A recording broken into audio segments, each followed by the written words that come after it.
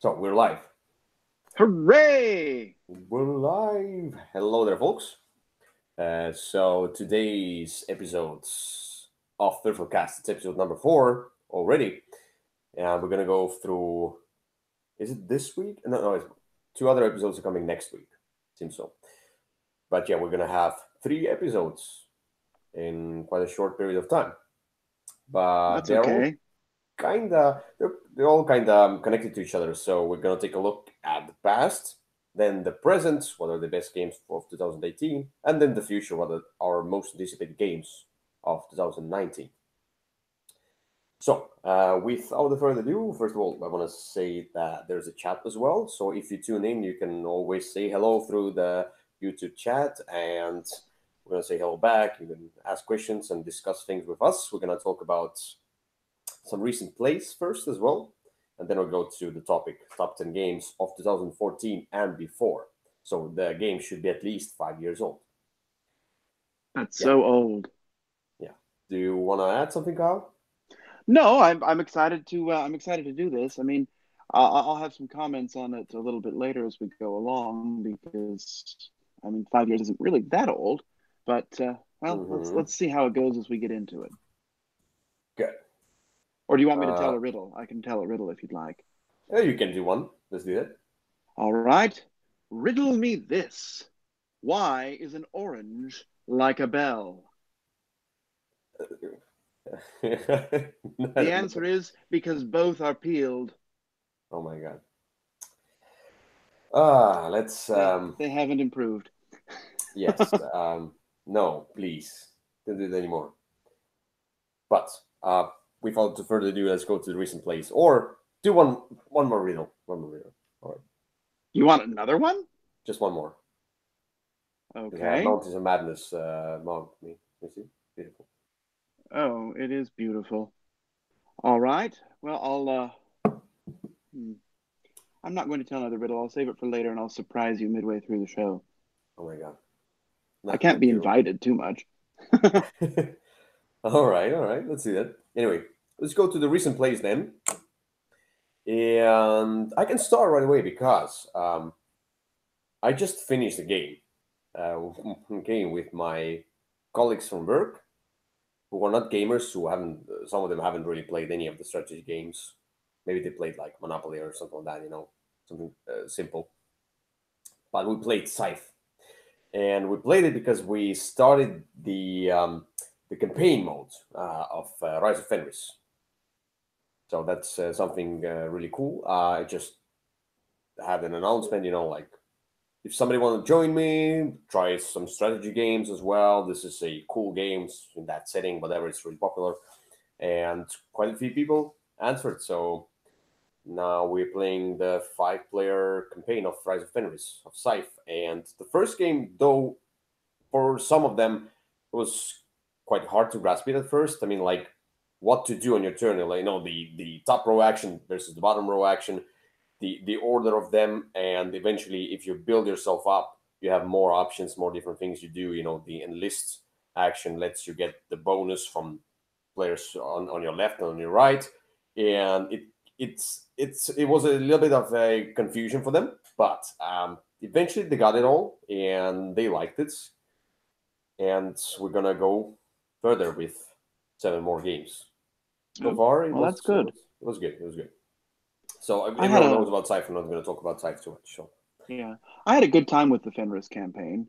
Um, ultimately, it's kind of like some of the other legacy games in that it's just feeding you the various pieces of the expansion bit by bit. But the story's interesting enough, and I enjoy the sort of final modules a lot more than I even enjoyed the campaign, if that makes hmm. any sense. There's some of them that I would just always play with. We just played the first game, so the first game is basically the same as the.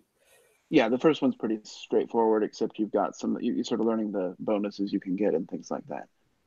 Yeah, which is I like this. I like how Hmm. you get the currency and then you can buy things.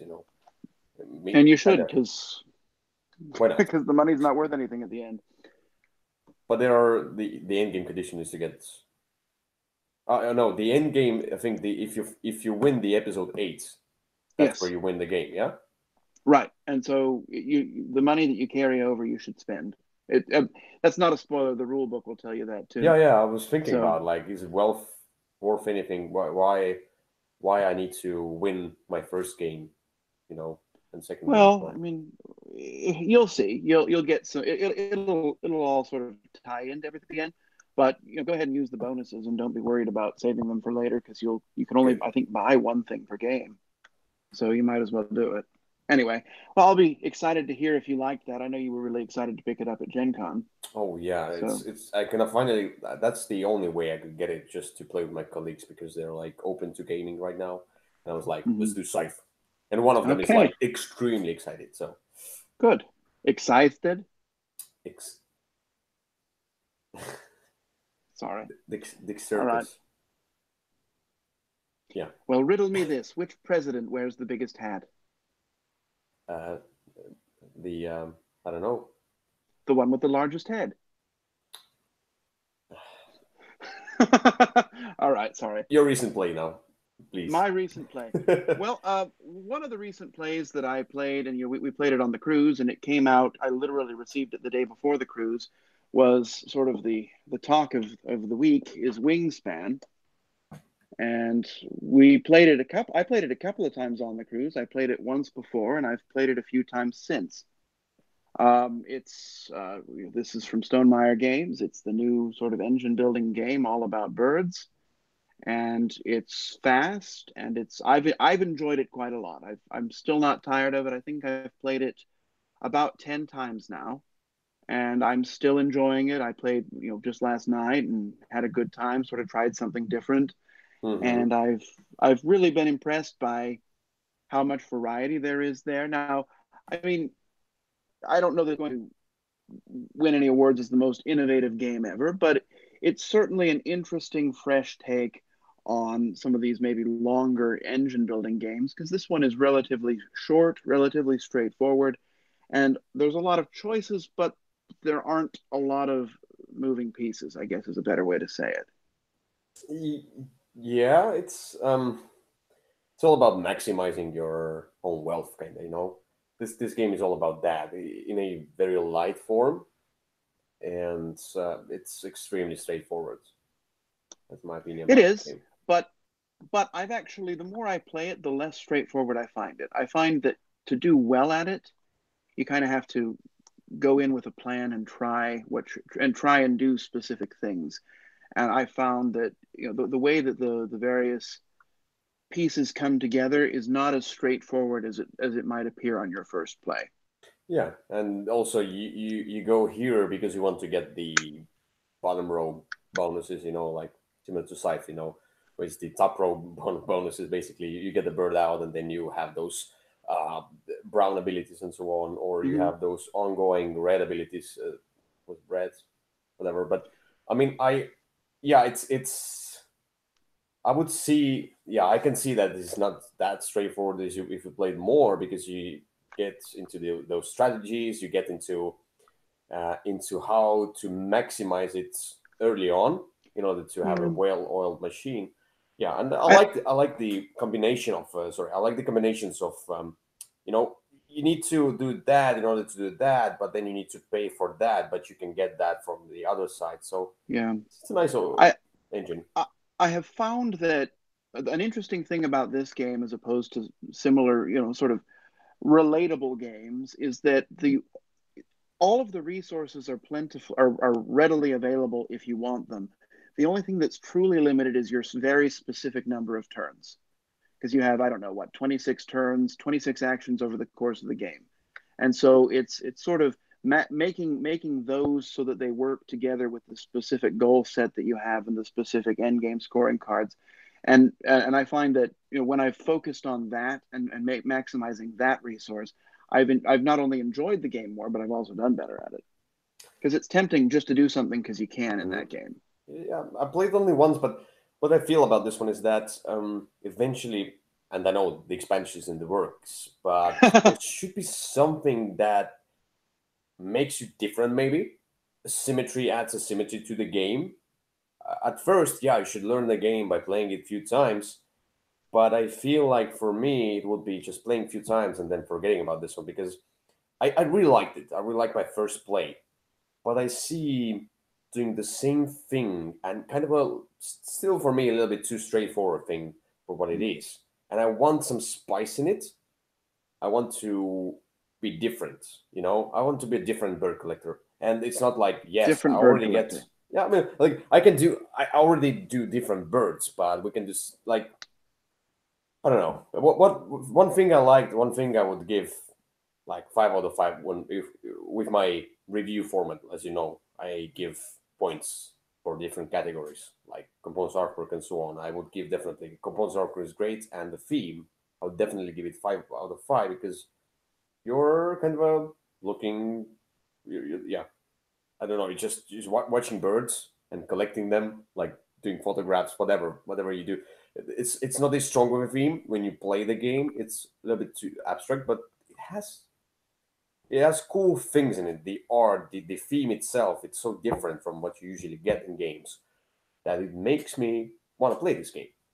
Yeah. So that's nowadays So, it's really important. In my opinion. well, and it'll soon be widely available. It was certainly hot on the cruise. I mean, I don't think the copy that was in the library ever settled down. I know I lent mine out a couple of times because people wanted to play it and they just couldn't get it. Yeah. But there were not, I mean, there were not many copies on the cruise, and I don't think any of them sat unplayed for more than a minute or two. So, Do that as well. But let's go to the next recent play. And what we have here is the Betrayal Legacy that we played on the cruise. So our goal was to, or Kyle came to me and said that if you want to join us for a nice 2 day ride of Betrayal Legacy, and then you can join us. It's yeah, legacy games, as you know, most people know about the legacy games.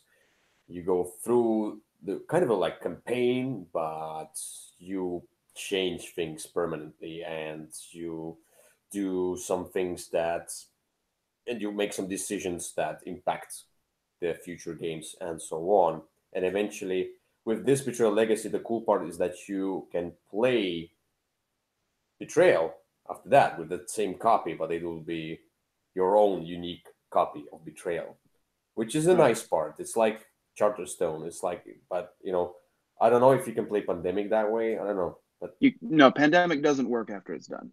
yeah, Pandemic this you one can should work. kind of just Yeah. throw away. But this one, yeah, you replay it. I mean, I enjoyed it. I don't know. I mean, it was a lot of betrayal in a short time.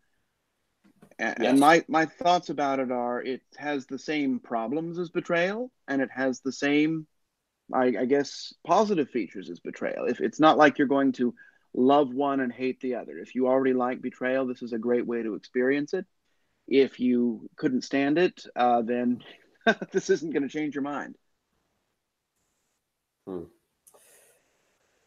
Uh, the thing about Betrayal Legacy for me is that it has a nice narrative. I like the first one. You know, the The first first episode. one was fantastic. I don't know. The I think it kind prologue of peaked in was the it? first one. Yeah, the prologue. The prologue had some great moments.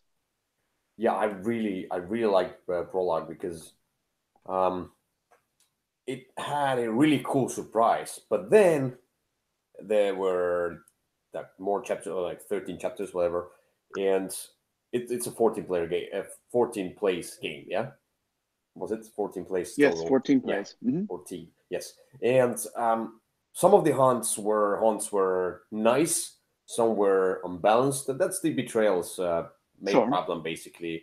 Some things are just random because you discard the house randomly, blah blah blah. And at some point, it was like a small nuisance that each time we start again and again and again.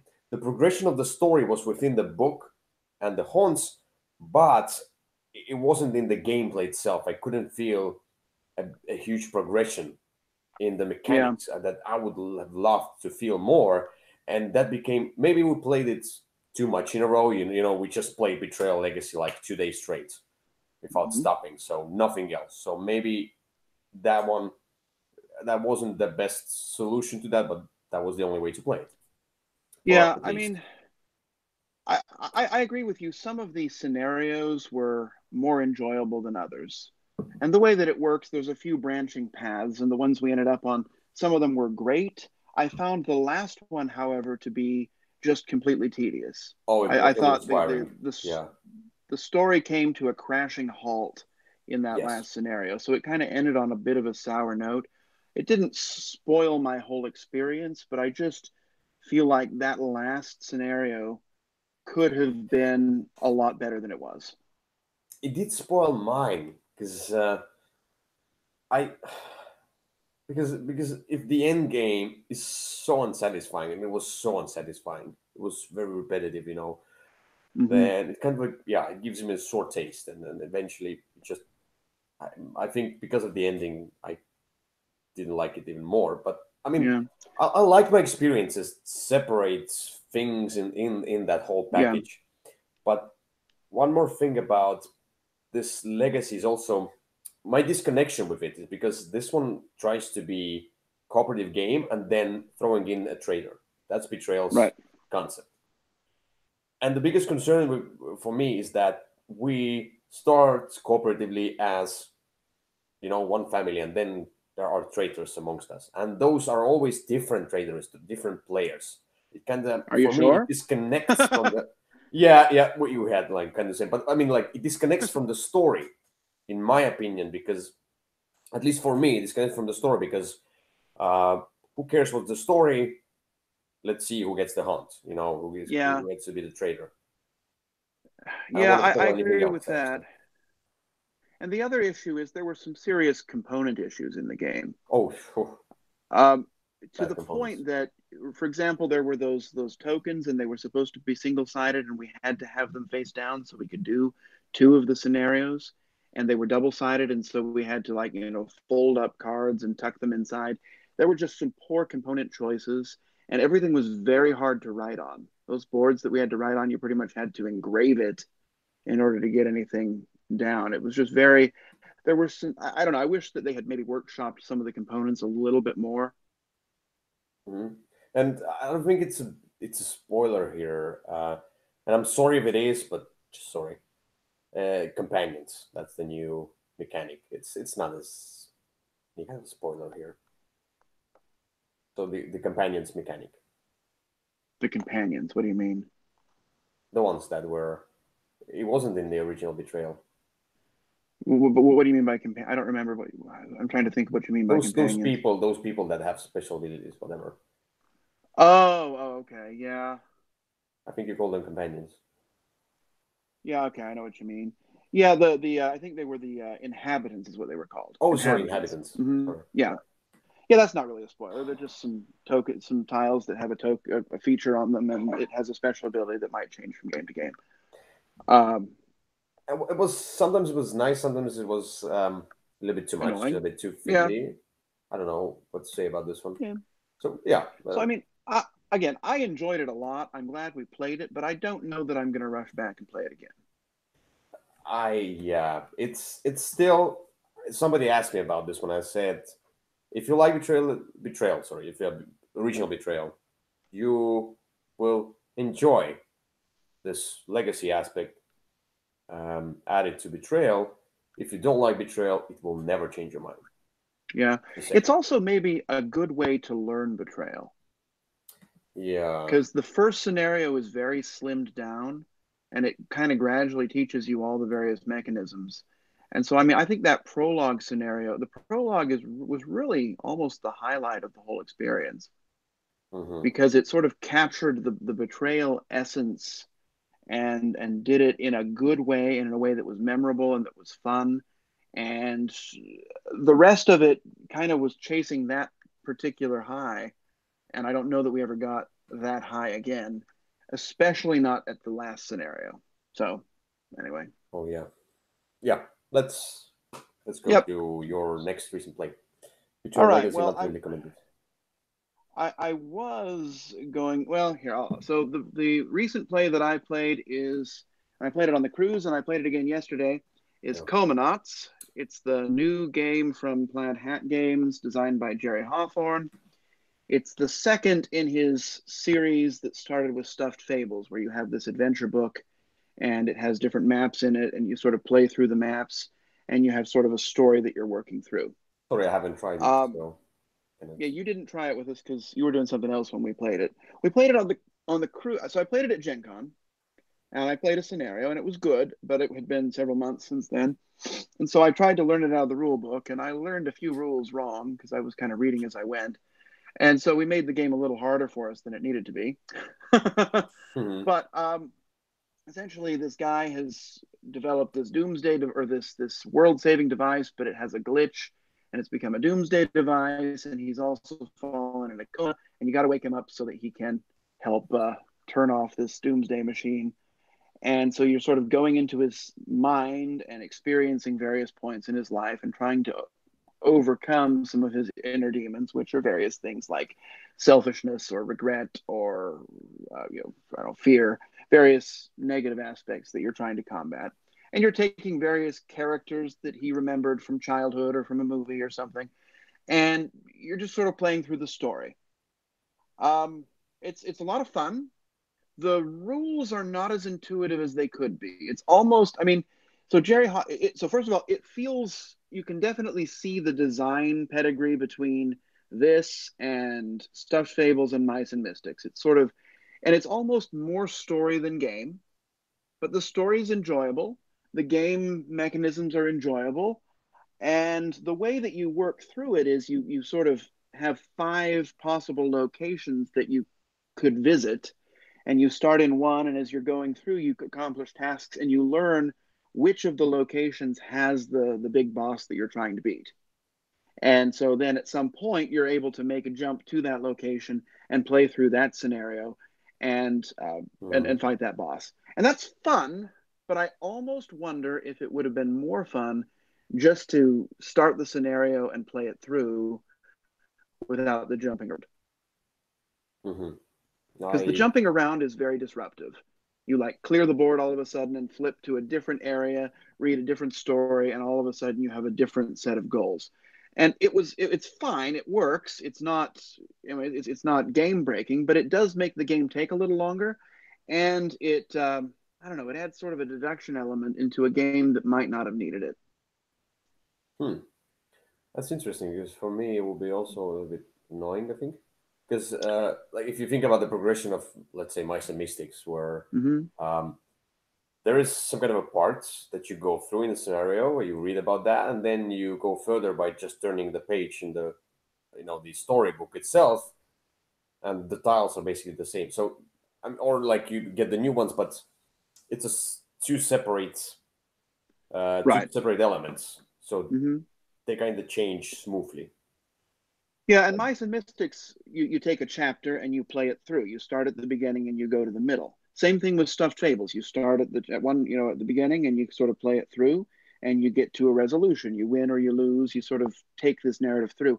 This game is different in that you start in one story and at some point you need to figure out which story you should be instead and jump to that story, find a way to jump to that story, and then play that story. And it's interesting and it works, but it kind of maybe lengthens the game. And I don't know if that was an element that needed to be in there. Hmm. Yeah, I yeah, I don't know what to say about that. So I enjoy Comanauts. I'll play it again tonight. Hmm. I'm still enjoying the experience. I've now learned all the rules correctly, so I won't make the game harder for myself inadvertently. Um, but I'm optimistic that I will continue to enjoy the game. I just am not sure if it might not be a little bit more overwrought than it needed to be. Hmm. Yeah, I was thinking about like if I should get this game. That was like I want to play them as campaign games and not as separate scenarios. So I need to get a crowd. So now I got a Scythe crowd. And I have few other games that have a campaign mode. I wanna play as a campaign game. So I don't think I'm gonna get to this one very soon. But first, I want to do the Near and Far campaign Okay. and some others as well. So, but yeah, Well, it's better to play a game you already have than one you don't. but still, sounds fun. Sounds fun. Why not? Yeah, I'm enjoying it, but that's my thoughts. All right, so let's then talk about older games and also, let's say, 2014 and before. Let's talk about this as overall experience. So the topic is top 10 games of 2014 and before. But let me say that I came to this hobby into this hobby in 2000. Let's say 2012, because 2012 I was introduced to Munchkin, and I played a hell of a lot of like I played a ton of Munchkin. Like we Okay. played it all the time, almost every day. It was an amazing game, one of the best games ever. The only game, of course. And of course, I played Monopoly and so on. But then I think the next game that I tried that I think I bought it somewhere was the Golden City or something like that. Maybe remember the game, the Golden Yeah, I know City. that game. Hmm. So it was nice. It was like a progression on a track into the middle, whatever. But I don't remember much about With that game. horrible paper money. Oh, yeah, I don't remember. I Like didn't some care of the about worst that. paper money you'll find in a game. But Yeah, I didn't care about that before. But I sure. mean, Hmm. then next it was Arkham Horror and Cosmic Encounter, like right away, Okay. boom, and that's where I got my um, that's where the gaming hobby got my attention, and Yeah. that's where I started learning what's next and what is all about this world of board gaming and what games I can get and buy and play and so on.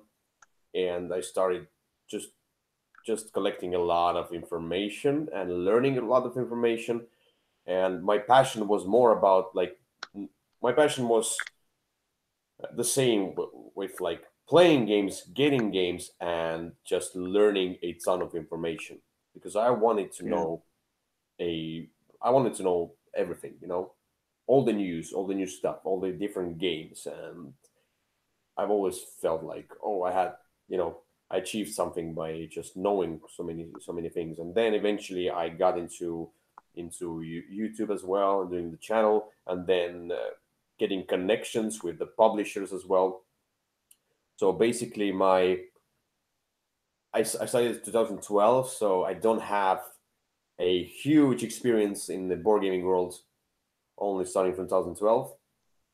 But I think I played quite a few older games as well, which are not, from 2012, which are older than that, and enjoyed them a lot. I think I even got, um, I don't know, at first I got like the older games and then just few of them. And then I started with the Cult of the New right away, the games that Yeah. came out, 2013, 2014. But then I started going back from, let's say, 2016 and so on. I started going back and seeing what else is to offer. Yeah. So this was kind of my experience of the past, how I got into the Hmm. hobby. Just brief thing. And see, I had a very different experience. In 2014, I was well into everything. I mean, my first Gen Con was 2013, and I'd already been sort of into buying and hoarding games for years before that. So this was a sort of a pleasant look back, but it wasn't looking back. It wasn't as deep of a cut for me as it might be for you. And as you'll see when we talk about my list, I mean, some of the games that I like most today are games that came out in this time period in 2000, sort of between 2010 and 2000 or 2009 and 2014. So, I mean, I don't know that my list is going to have a lot of huge surprises for you, just Hmm. just because lots of the games that I like the most already fit that category. Oh, look at that. I forgot about the microphone. Oh, well, microphone's a good thing. Did you hear me well? Now you can hear me better. Oh, unfortunately. Yeah. Sorry about that. So half of the episode with the muted microphone. But still, my list of games that I wrote down, I own only few of them, less than half. And the other ones, this list of games that I look at right now, it's extremely strong. And if I would Hmm. have a chance to play these games again, I've got rid of games for certain reasons. Whatever. It's not only because I don't like the game. It's always because I feel, will I play it with the crowd that I have here or not? It's mostly that. And that's why if your list is more, your list kind of compares to your top 10 or whatever, top 20, then my list of games, because my own personal top 10 are the games that I own as well. So I got this kind of a Uh-huh. new rule for myself.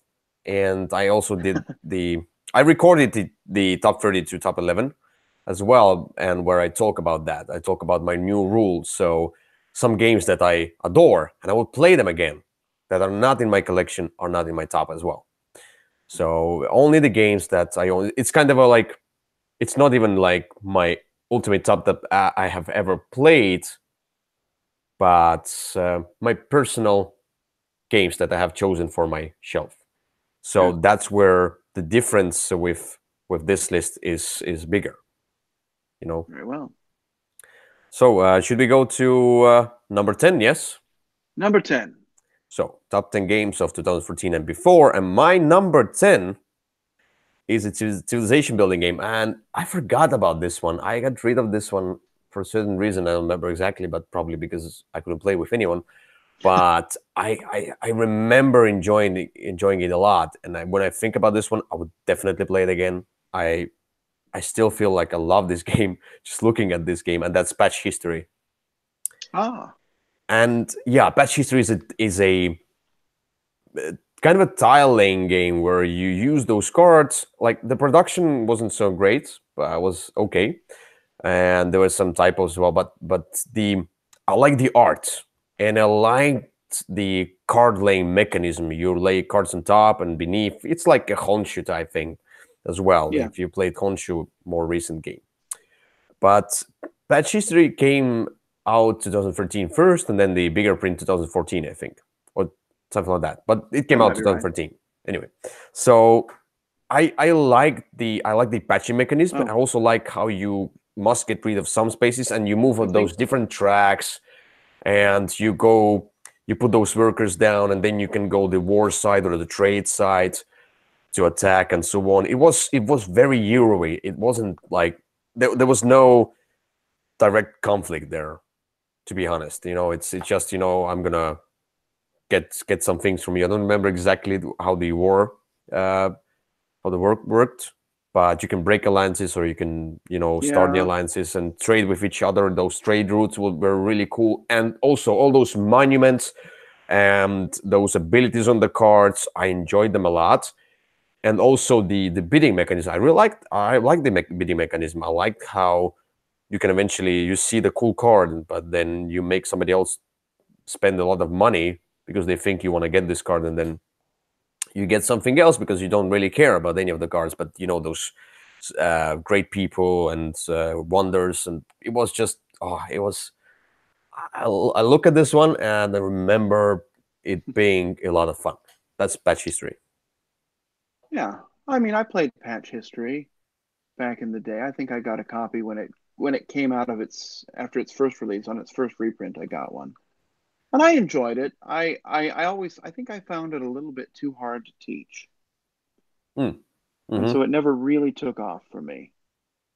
Although I definitely had a lot of anticipated enjoyment, even if I didn't get to play it as much as I would have liked Yeah, it's hard to teach anyway. But I mean, I played with the Yeah, gamers and I played the two-player and so sure, on. So it wasn't, eventually after the first game, it wasn't that hard. sure. So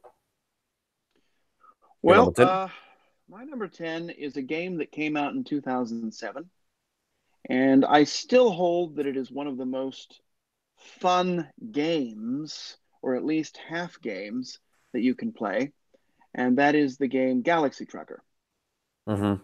And Galaxy Trucker, the first half is a sort of frantic real time turning tiles over and quickly building yourself a spaceship. And then the second half of the game is trying to see what horrible things befall that spaceship in the vacuum of space. So you're sort of going through and turning over cards and seeing what happens. It's not a game that I would teach to many people. I like to play it with people who already know it because it's a sort of rough to learn because you're really learning two different games and then kind of putting them together.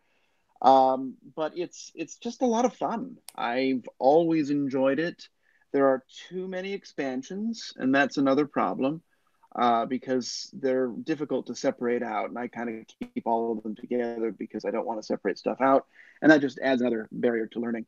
But I just always love it when I get it out, and it's been around since 2007, and I've been enjoying it ever since. Mm-hmm. Yeah, I never played Galaxy Trucker, so You might enjoy it. I mean, it's one of those games I think everybody should try, but yeah, it's very divisive. Some people you'll either really like it or really not, and it's mostly going to be whether you think your ship falling apart uh, it's at fun or this not. is fun or not, and because it's random stuff that happens, and you can sort of prepare for it if you want, but nobody. I mean, I never do. Uh, but if you like that thing, and sort of everybody's is falling apart, it's not just you sort of being pounded by the game. If you like that, you'll like the game, and if you don't, well, then maybe it's not for you. Yeah, I feel like I would like the game because I like the randomness because I like the goblins incorporated. Do you know the game Goblins Oh Inc? yes, I Oh, know that game. I did not like that game. I like this game a lot when it came out. Well, I mean, like, I don't think I'm gonna enjoy it that much today, but I really like the whole concept building up and then this partnership thing, and then just shooting at each other. It's kind of and also a lot of randomness there as well. It kind of oh yeah, it feels like something similar to that. So I think I might enjoy Galaxy Tracker as well because building up things, love it. Then seeing what happens and getting your ship destroyed, that's a lot of fun for me at least. I feel like it is. So maybe at some point we're gonna play a Galaxy Tracker together. yeah. Well, maybe we should. Yeah. All right. So let's go to number 9. My number 9 is a cooperative game, and when I looked at this list, like I'm starting to now, like today, as of today, I'm starting to get back into those narrative games and trying or wanting to try more of campaigns. All the things that the games that tell stories. It shouldn't be necessarily a choose your own adventure game or anything like that. I want the games to be thematic enough to tell me the story, to be evocative, to have some randomness, to have some story elements, and so on. So I'm getting back to that nowadays, and I was enamored with this game when it came out and when I tried it as well. But I think it came out before longer before I got this one, and that's Robinson Crusoe. That's my number 9. And this is a cooperative game, but it uses the element of worker placement. And I really enjoy that. The cooperative element of this game is just amazing. You need to work together because it's a hard game. It beats Yes. you all the time. And we've beaten the 2 of the scenarios. As long I've played it many times, but we've beaten it only 2 or 3 times. I think 3 times. We've beaten the first scenario 2 times, and then the one of the folk scenarios 1 time.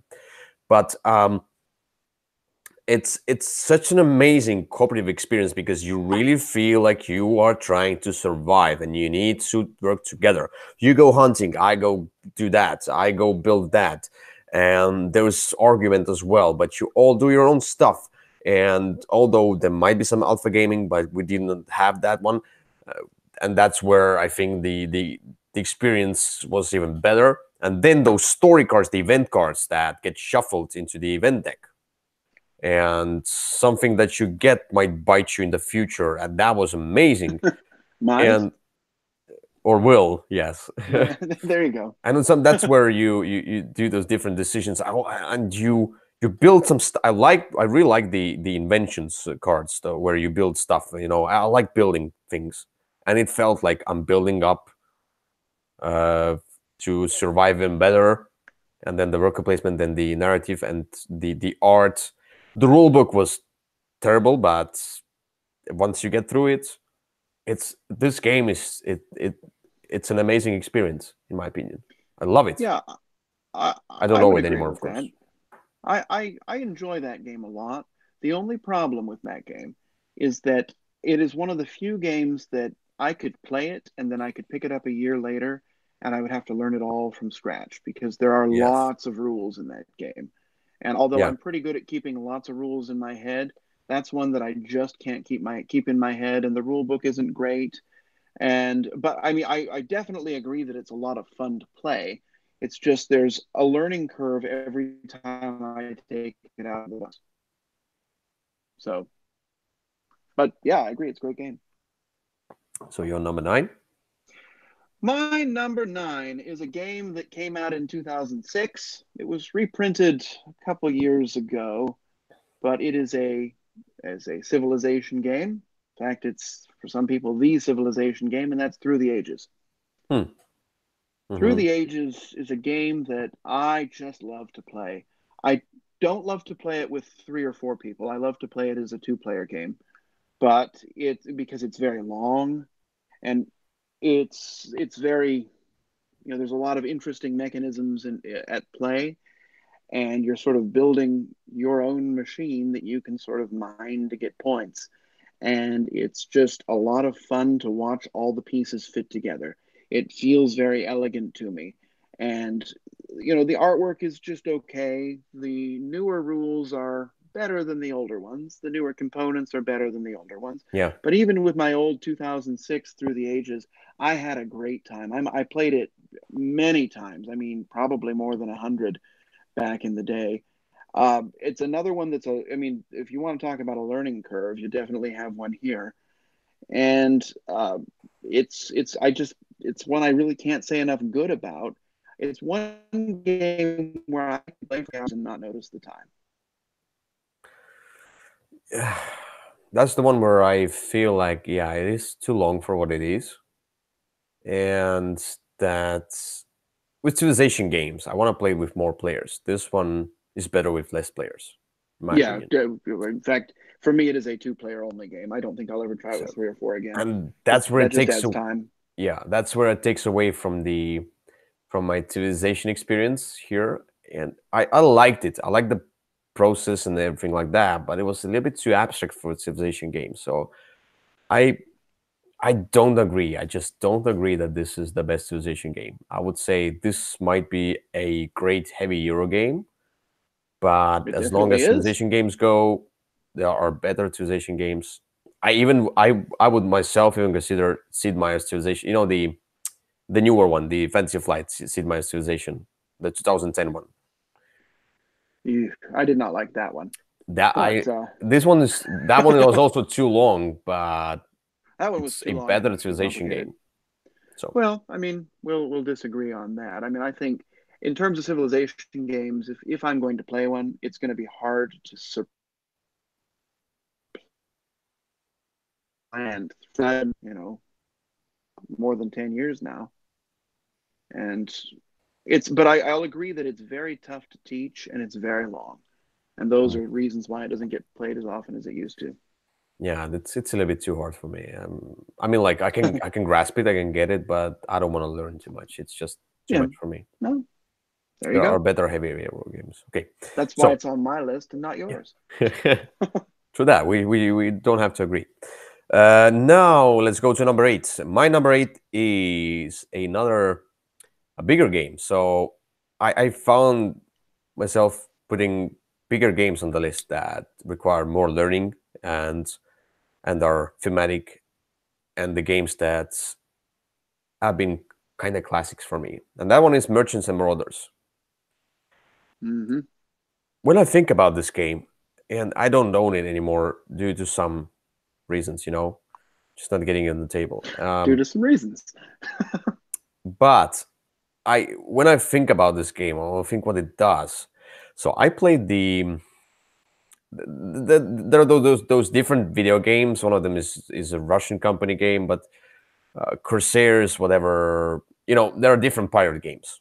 Not the Sid Meier's Pirates, but Corsairs were used like a 3D, like a RPG type more, or the RPG type. And this Merchants and Marauders felt like that, and that's where like, Hmm. oh, I love that. Like back in the days, I love that video game. So I was like, oh, this one is like that game. I love it. In this one, you go pirate or you go trader, and you ship different goods, and you're trying to get better prices and get to a certain amount of gold. But you can also be a pirate and attack others, and there's those NPC ships that always hunt you down, and when you're killed, you're not eliminated. You get back. Yes, you start all over again, but you have your special abilities with your captains, and it's you do the upgrades on the ships, and I don't know.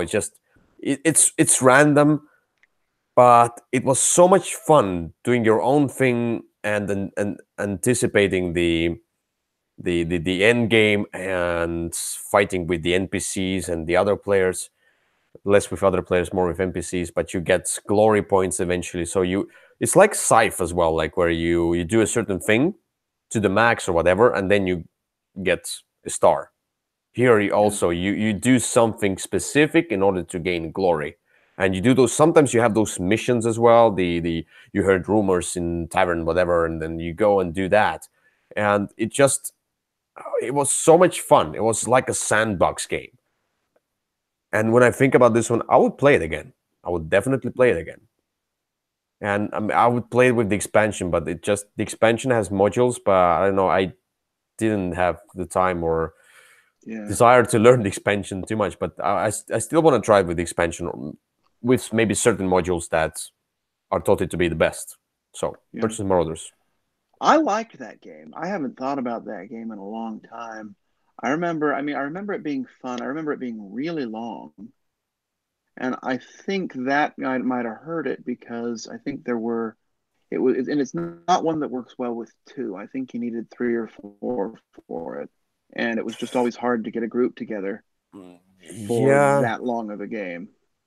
I mean, for it, once you get used to this game, it's not that. I mean, like it's still 2 hours, two Yeah, plus it's hours. definitely on the longer side.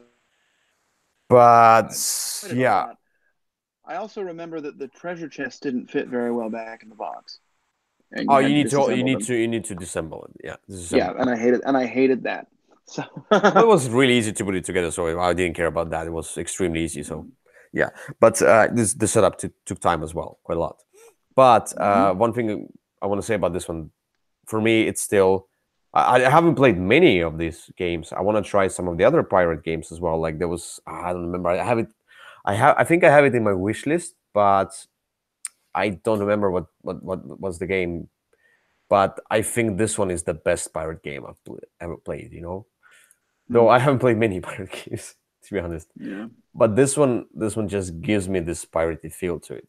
Mhm. And while you That's an talk interesting about your choice. number eight, sorry, yeah, we'll talk about I your might number have to. eight. I will see if I can. Oh, the Pirate Republic. That's something I have on my wish list I that I might have want to to get try. Merchants and Marauders out and give it another try sometime. Have Mm. you tried I have Pirate it. Republic? No. This Oh, one seems to be a nice pirate game, but who knows? okay. Anyway, well, my number eight is not nearly as long or complicated as yours. My Hmm. number eight is a game that I discovered on a whim, just kind of back in the day, and it was really ugly. And I loved playing it. I thought it was the most creative game that I'd ever seen, and it was reprinted fairly recently, a couple years ago. I have both editions. I kept my old ugly one because nobody believes me, and that is Catacombs. Yeah, And Catacombs came out originally, I have it as 2010, and it's a little dungeon crawl game where you are flicking discs. You sort of attack by flicking your pieces around the board. There are obstacles. You're trying to hit the other player's pieces, knock them around, knock out their life, and ultimately, some players are venturing through the cavern and trying to get to the dungeon lord and trying to defeat him, while the dungeon lord is trying to defeat all the heroes. It yeah, is a game that recently so it recently the older version fit into a very small box. The newer version barely fits into a very large box. And they've added and the newer version has reprinted a lot of the old pieces, and so there's no real reason to go after the old version anymore. Not really like anything else. It's one of the better dungeon crawl games, not just because it's fun to flick things, but also because it's fun by itself, and it gives you a nice dungeon crawl feel without a lot of the sort of dice and movement rules and line of sight rules. It's basically if you can flick it, you can hit it. And so it strips a lot of that part out, but still keeps the same feel. Mhm. I've been enjoying Catacombs for a long time now, and I hope to continue to enjoy it for many years to come as well. So that's my Yeah, number 8, Catacombs. I didn't consider this one. I don't know why. Maybe because I played the newer version only, but maybe I don't know. A big yeah. I looked at the ratings as well. I really enjoy Catacombs, and yeah, there are always reasons why I get rid of games, but this one also is because the rule book is bad. I mean, Yep, it is. it's It's very extremely difficult. bad. It's difficult, and it's the same as you had with the Robinson Crusoe. It's the same I have with this one. I just need to learn it again and again each time I play, and Yeah. that was such a huge nuisance. So because then I have to learn it myself, explain the others, and this game, I love this game. To be honest, I love when I play it. I don't want to learn it all the time. That's the problem. Once I Yeah, play it, I I understand. love it. But one thing is that this game is a niche because of the flicking, and some people just don't want to play flicking games, and that's where I couldn't get Well, it to the table. and not only that, you can't play flicking games everywhere. If you play on the wrong table or at the wrong space, you'll lose some of your pieces. We had I the mean, you know, walls. there are walls, but they're not great walls. Yeah, we played at home, so mostly. But Yeah, also, playing at home is the way to play it. I feel like this game for me was solely a two-player game. I played it with different player Yeah, counts, I agree. but this is a two-player game because if you have only like you do one flicking and that's done. But For me, it's either a two-player game or a five-player game, but any other player count messes it up. yeah, I just feel like because the Overlord has a lot to do. I felt like let's say there are two of us and just one Overlord. Then I feel like I'm not as satisfied with my turn if I miss. Yeah, And Overlord has a lot to do. I was like, oh, Overlord is having so much fun, and it's really hard. This game is unbalanced because the Overlord is much, in my opinion at least, is stronger than the hero. sure, as long as he has better aim.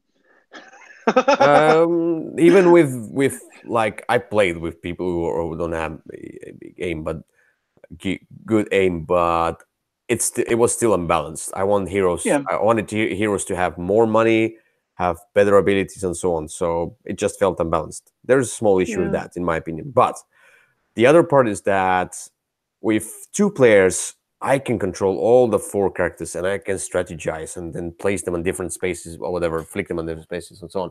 So I feel like this game is only two players, and I will never play with any player count anymore. yeah. Well, two is Ever. definitely my preferred way to play, but with five, it also works because then everybody has a turn in succession, and so that ends up working okay. But I Mm. definitely prefer it with a lower player count as well. And because it's so big, and because of the fact that you're flicking stuff all over, I don't ever take it out. Oh Like I don't yeah, take it out of you my shouldn't. home. And so it's definitely gets played more with two than it would with any other number, or at least around here. So True. anyway, that's my number 8, Catacombs. All right. So number seven. Number seven is something I have in my collection, and I still love it. And I feel like this is a really cool game, and that's Castles of Mad King Ludwig. This one came out in 2014, I think. Yes. Mm-hmm. 2014 itself was a great year in my opinion. Sure. Many great games came out this year, and few years after, like 2014 and 2015, both were great years. When I looked at some of the games, I was like, I want to put this one. Oh, that was 2015. Sad. But Castles Mad King Ludwig, this is all about building up your castle. That's what I love about this one. the bidding aspect of you being the architect and setting the prices, it's also nice because you're thinking like, I want the others to give me enough money so I can spend that money on the others' turns, you know. So once the turn gets back to me, I got few cool rooms and so on, and I can play with you want to play with that money, with the economy as well. But the coolest part is just building up your castle and getting those points and getting, you know, I attach this one to this one and then I get this one, I get a bonus as well, but the bonus gives me that, you know, trying to get those chain reactions as well. Of course, trying to get the most points, but I don't feel like in this game I don't care about winning or losing. I care about just building up my own castle, and I haven't tried the expansion yet. But I showed this game recently to my colleagues from work.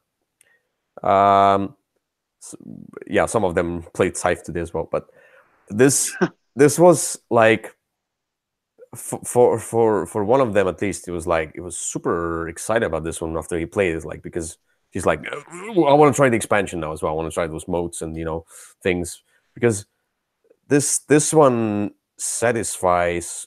This one is so easy to learn, and it satisfies all your needs about, you know, kind of like not really engine building, but kind of a similar feel to that. So Castle Yeah, I Knighting can see Ludwig, that. great game. I would have loved it to be the Polish version. You know, the Polish version has better artwork. I Oh, if he, like, there's a new Suburbia deluxe version, whatever, the collector's edition. yep. If there would be Castles Making Ludwig collector's edition with much greater artwork, I would take it, definitely. Well, let's see. Let's see how this one sells. I love Castles and I love Suburbia, and both of those games are. I mean, I go back and forth over which one I like better. I think in the end, I like Castles better. I think some of the scoring is a little bit easier to understand. But I've loved this game ever since it came out, and definitely agree with that. I didn't like Suburbia that much. Maybe it was a bit too heavy for what it is. I like Suburbia is city a buildings. little ugly, unfortunately. Oh, if definitely. But I'm hoping that the new version, which because I'm a Kickstarter addict, I'm already in for. Uh, The I'm newer hoping that version that will, showed much better artwork. yeah, I'm hoping that when it comes together, it'll just look fantastic. So it's my wish, and it looks like it will. So Yeah. we'll see. Your number 7? My number seven. All right, my number seven is a game that I play still frequently. It is a game that I spent way too much money on buying the fancy collector's edition. It's a game that came out in 2009. It is a game called Small World, Mm-hmm. and it is just a nice little game. It's basically the first half hour of Risk while it's still fun, Mm-hmm. and then it's over. You have a bunch of different special races with different powers, and there's a million different combinations, and Mm-hmm. you're competing over a very small area, trying to have the most areas at the end of your turn. You get points for those. You get points by maximizing your different abilities. It's very simple. There have been a bunch of expansions to it, and each one really just adds a couple of new races. There's been a couple that have been a little bit weirder, like some river expansion with a different board, and then there's sort of a modular board expansion. Those are okay, but I just really love Small World. I It's a game that feels as fresh today as it did back in 2009 when it came out. I remember when it came out because I bought it. I mean, I went to the game store and saw it, and I bought it that very first day, Mm-hmm. and I have loved it ever since. So that's my number seven, Small World. Yeah. A small comment about the small. When I tried it, I was enamored with it. I didn't like it. Maybe the reason, I don't know. Maybe just the first play. Maybe if I would have played it more, one or two times more, maybe it would have clicked with me. We don't know. There's just so many games out there. I cannot play everything all the time. So this one, I don't remember exactly, but I think I didn't like that ever-changing thing about, you know, the factions, that you need to abandon your faction and play the new one, abandon your faction. That kind of had a disconnection with me. You know, I wanted to. When I play games, I want to connect to my faction, to my abilities, and so on. I want to be someone, one one exact thing or person or whatever, one exact faction. And then this one does the opposite. So maybe that's why I didn't like it. So Yeah, you might have also played it with too many people. I don't know how many people you played it with. It is possible in Small World to keep one faction for the whole game. I think I played It's this sort of four-player game. yeah. So the more people you have, the weaker Small World becomes. Small World, I think, is at its best with two or three. Just because it adds some other aspects to the game that maybe didn't need to be. The world is too big if you have too many people. And Mhm. I mean, I have played games where I've kept my faction the whole game, but really the sort of the decline when you switch is really sort of the core of the game. So knowing how to manipulate that to your advantage is sort of key to winning.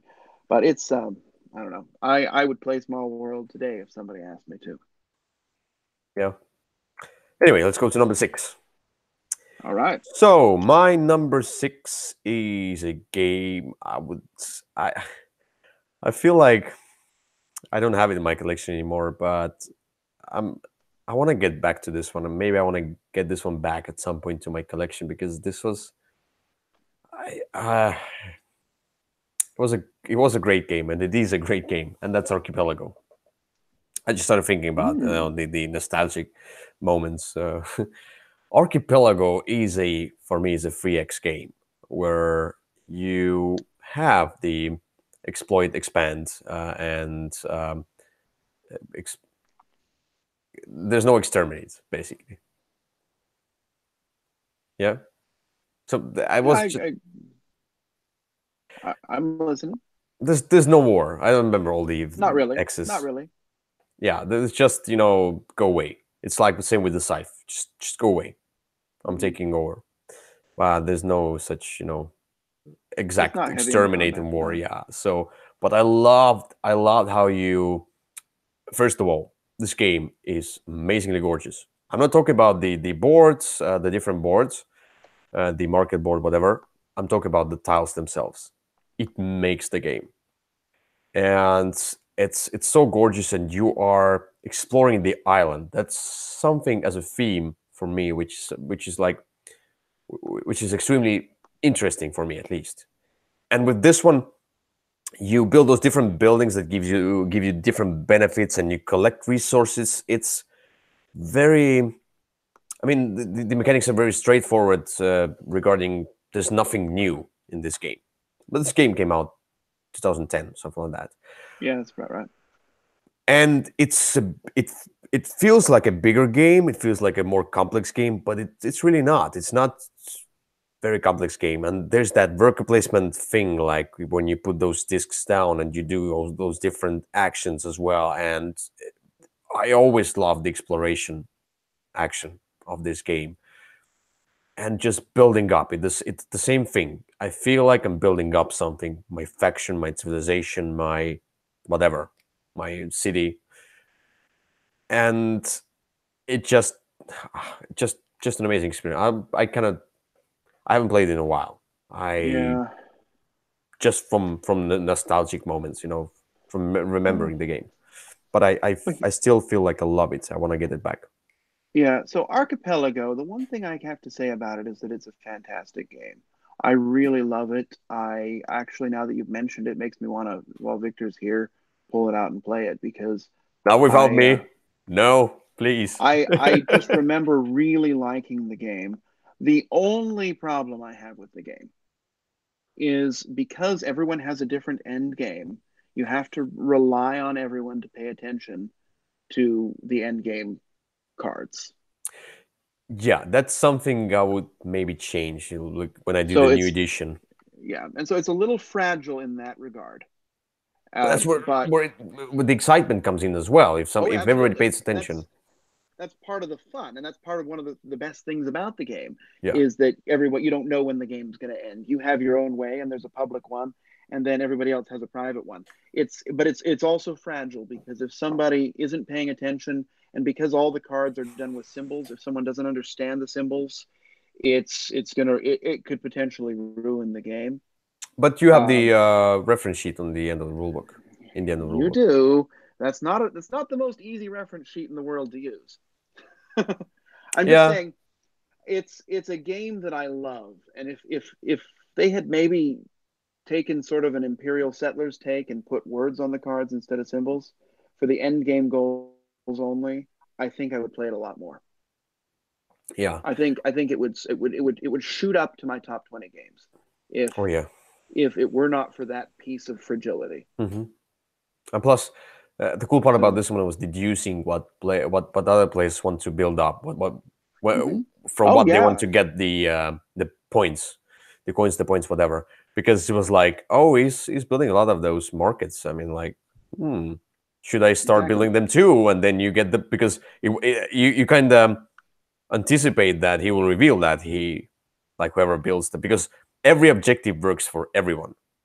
So if you are not doing well with your own thing, then you're trying to deduce what others do and trying to potentially get points from there. That was really cool. But there's one thing I want to say about Archipelago. One thing is, or let's say, why I don't have my collection because there's a new game coming, Living Planets. Yeah. It's delayed. It will be delayed for a long time, but let it be.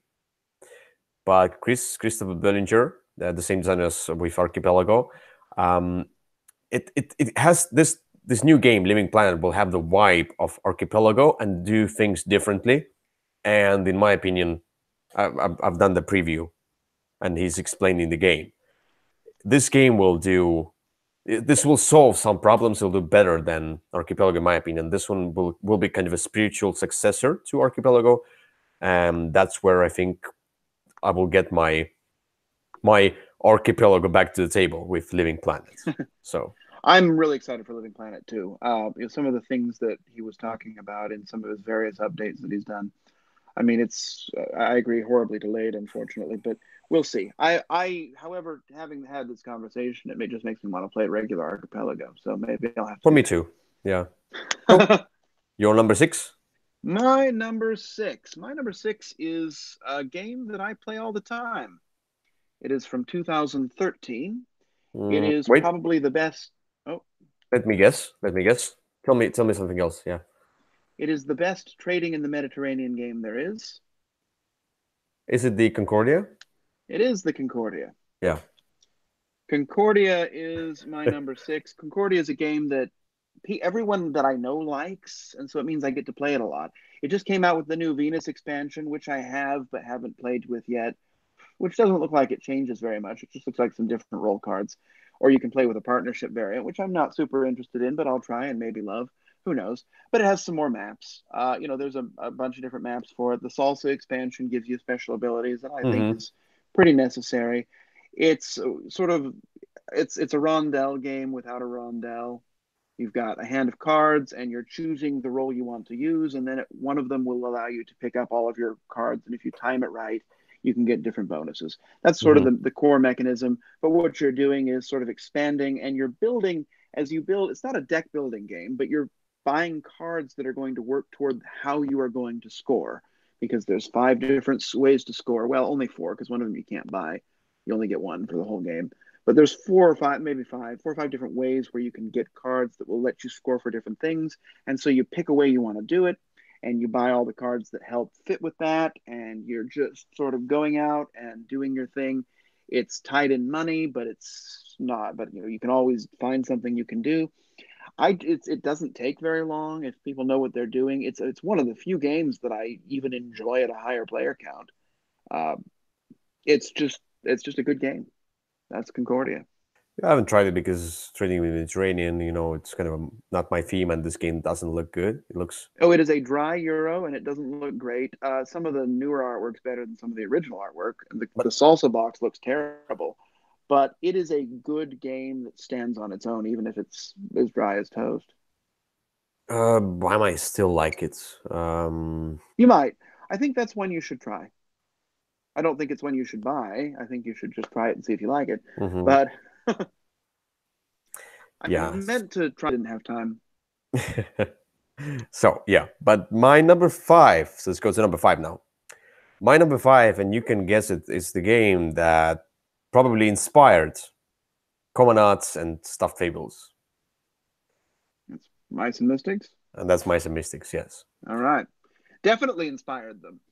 yes. But I wanna, yeah, spoil too much. But Mice and Mystics is something that when I look back at this one, I have, yeah, there are many nostalgic moments of about Mice and Mystics, and we played it a ton. Played as a two-player game, and this game was one of the first story games, if not the first story game ever. Of course, I played. Oh, I played. I tried the Tales of Arabian Nights in parallel to that, and I hated it. I can rate it -1. I will rate this game -1. This game shouldn't exist. I can take all the copies and burn them alive. So, but Mice and Mystics is the opposite. When I think about this game, and though it has some issues, it has some, like, we did some house rules while playing this game because we wanted to enjoy the story, wanted to have the progression. It's this game is a bit too hard with the initial rules. But you can do Yep. house rules. It doesn't really matter because you want to go through the story. You want to just enjoy your experience. And some stories take a longer time. But when you are in this game, you feel like you are that character. If I'm playing Ness, I feel like I'm Ness. If I'm playing Colin, I really feel like Colin. I always felt like that character in that particular game. So this is one of the rare games where I feel like I'm 100% into the story and into the game itself. And that's a cool theme itself. Like, you're becoming mice, so you can go through the castle and you fight those cockroaches and spiders, blah blah whatever, and you want to get to this evil witch, and there's a cat, Brody the cat. It was just such an amazing experience and time and story. Yeah, and though the RPG elements are small nuisance, they're a little bit too basic maybe, it was fine for us because we got this game at that time where we haven't played many games yet, and that's where probably if I would have played it today for the first time, I don't think I would have loved it that much. Mm-hmm. But as I played it a long time ago, while I haven't played many other games, that's where I think I fell in love with this game. And that's where I still think about this game and feel if I would play it again nowadays, well, I have played many others, because I played before, I would still enjoy it a ton because of that Yeah. nostalgic moment. So, Mice and Mystics, amazing production, amazing game, and just great Yeah. story. And I enjoy it too. It's definitely maybe more geared towards children or kids, but I still enjoy it. I mean, I remember I went out to visit my brother a year or two ago, and we just sat down and played through the whole Heart of Glorm campaign. Hmm. And he was even saying he wanted to bring Downwood Tales because he's never played it on the cruise, but we wouldn't have had enough time to play two long campaign games. Hmm. And I would play it with it's him so instead of Betrayal rules Legacy. wise, I don't know. I mean, there are some issues, but fun wise, I definitely enjoy it. I know that the rumor was, I think Plaid had posted about how it's been picked up for a movie. Yeah, something like that. But maybe there's Yeah. the mouse trap, no, the mouse trap, mouse guards, mice guard, whatever the RPG Mm-hmm. story, whatever, similar to Mice and Mystics. Maybe this one instead. I don't know. Maybe. Well, I don't know. That's just what I had heard. But no, I definitely enjoy it. Sort of anecdotally, I think that was your first Blender video was about Mice and Mystics, and that's where you caught my attention, and so I came over and said hello when I found myself in Estonia. So that That's good, isn't it? is. That's So well, great. good. That's a good choice. I definitely like Mice and Mystics. All right, my number five is so we're going to get into sort of my just regular top five now. Is essentially how this is going to work, with Yeah. one exception that was a little too new. And my number five is a game that still keeps coming out with expansions now. It's a game I mentioned a little while ago in another context, in the context of Archipelago, coming out in 2014. The most recent game on this list is Imperial Settlers. Hmm. And Imperial Settlers is a reimplementation of 51st State, where they decided to use text instead of symbols, and it made it playable. Hmm. And it's a fun little engine building game, I guess you would call it that. And there's now, I think, 7 different factions. Yeah, 7 different factions, and they're all, functionally different. And you're just sort of trying to get the most points and use your abilities and generate resources and maximize and exploit things. And it's a lot of fun. I don't like it with more than 2 players, though. I've played it with 3 and 4, and I have not enjoyed it as much. Well, I guess I wouldn't say I don't like it, but I like it a lot. I love it at 2.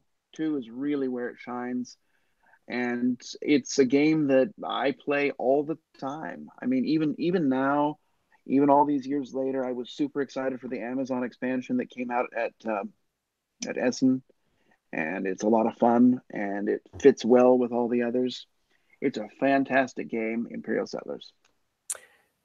Yeah, it's something I've played before, and I think no, I didn't do the Blender segment. I did just a review for that. But this game is it's I like the nice tableau building. It's like Mm-hmm. with the wingspan. The one thing I like about wingspan is tableau building. I really like tableau buildings in games, like in Everdell and so on. So this one kind of remind me of that, where you have those cards that are destroyable versus not destroyable, and you are trying to maximize all your stuff. And sometimes you need to let's say destroy something in order to get something. That's Mm-hmm. cool part. And those different factions, but I felt like some of these factions were a little bit unbalanced because maybe it was just easier to play with some of the factions. But Yeah, eventually, I if I would played, say yeah, some are more intuitive than the others, definitely. yeah, something like that. So yeah, but the Imperial Settlers, nice choice. I like it, but at some point I just didn't feel like playing it. But Mm-hmm. maybe, like, let's say, if you would offer me to play this game, I would play it. It's something like I want to get back to the older games I have played before and kind of look at them with a bigger experience of gaming Yeah, and good. see what they do and why did I like them before and will I like them compared to some new stuff. So I want to Yeah, compare well, the older with new. Imperial Settlers still feels very fresh. I played Yep. it a couple of weeks ago, even, and it was just as much fun as it was in 2014. Cool. So let's go to number 4. And number 4 is another game that came out in 2014. It was it was one of the biggest hits. It just I pre-ordered it based on a few sentences, like a small flavor text, basically about the game, like few words about the game, and then I was like, I'm in. I want to get this game now, and that's Dead of Winter. Because Mm-hmm. when I heard about this game, I was like, it's Walking Dead as a board game, and it's kind of easy because we cannot compare the IPs here. But the thing is that, like in Walking Dead, the zombies are a nuisance. They are just the how do you say, the side, the garnish to the main dish, let's say. Mm-hmm. And the main dish is interaction between the players, and it's cooperative game, but it has the trader mechanic as well. And sometimes the trader is unbalanced, and there's that issue as well. And but playing fully cooperative is just uninspiring. I played it fully cooperative; No, it was just a bad bad experience. I would But agree with that. I I I, I really like the whole production, how it looks, and how you really feel like you need to survive together, but you are all different personalities. And sometimes somebody collects something like, "Are you the trader? Why did you go that way? Because we need to get the food. We need to get that." And you get into this game 100% trying to survive and trying to deduce what other players do, trying to understand if there is a trader or not. There might be not a trader, and some people can win, some people can lose, or all lose, and so on, and blah blah blah. Those events, it's a harsh game, but it just, um, for me, as a thematic experience, with those little bits of Euro mechanics, and I really love the searching mechanic, just trying to find the weapons, the whatever other things, the food, and so on in those piles of cards. That was one of my most favorite actions to do. You know, the less favorite action is just if you have the janitor, you clean up the pile. 'Cause, That's true. like, and it was like, yeah. And to be honest, those characters were thematic. I mean, like if you're the policeman, you go and fight. If you're the scholar, you go into the library and you search. If you are the janitor, you stay in the colony. But sometimes you must go away from the colony because, like, if you will not go away from the colony, we must pay that much food. And then the bad thing is that we don't have that much food, and you always have to do those decisions. Just an amazing experience. Dead of Winter. I don't own it anymore due to certain things, but I just cannot get it. I couldn't get it to the table, but I still love it. And if somebody tells me let's play Dead of Winter, I would play it. It's still an amazing game. I remember we played it with we played it on the cruise, not this most recent one, but the one the year before. Yes. I love Dead of Winter. It may have been expanded to death, and I'm excited to try Gen 7. Although unfortunately, since it's a campaign game that requires 3 people at least, I think it's going to only take a campaign game. Yeah, oh yeah. Gen 7 is campaign only. So that's something I would definitely want to get at some point and play with my colleagues. So I have it, but I haven't played it, and I don't know when I will, even though I would really like to. So maybe if there will be a possibility for me to come over, we could play. We'll work it out. But anyway, so no, I definitely agree with Gen 7, or sorry, with Dead of Winter. I agree with Gen 7 as well. All right. I want to get this game. Looking at my number 4, which is not going to be any surprise. It was my first Eric Lang game. It is a game that sort of introduced different wind conditions and asymmetrical sort of Euro game and type play to me, and that was Chaos in the Old World. It's a game that, it's been out forever. It came out in 2009. It's the second 2009 game on the list, second of 3. And it was just a game I really enjoy. It's a game that I don't play as much because the theme doesn't appeal to everybody, and it's a little older, but I still really enjoy it. And every time I've played it, it's played out differently, and I love playing I've played all 5 of the different evil gods that are trying to destroy the world, and I've enjoyed each one. I've enjoyed exploiting each one, and I think the game, it looks good even though it's quite dark, and the rules are pretty tight. And the whole, spending your magic thing definitely inspired, Blood Rage later on down the line. It's just a great game, Chaos in the Old World. Yeah, I haven't tried it, but I played Blood Rage and then I played Rising Sun. Kind of like progression. I don't know how much Rising Sun compares to Chaos in the Old World. Not at all. Probably Blood Rage feels similar.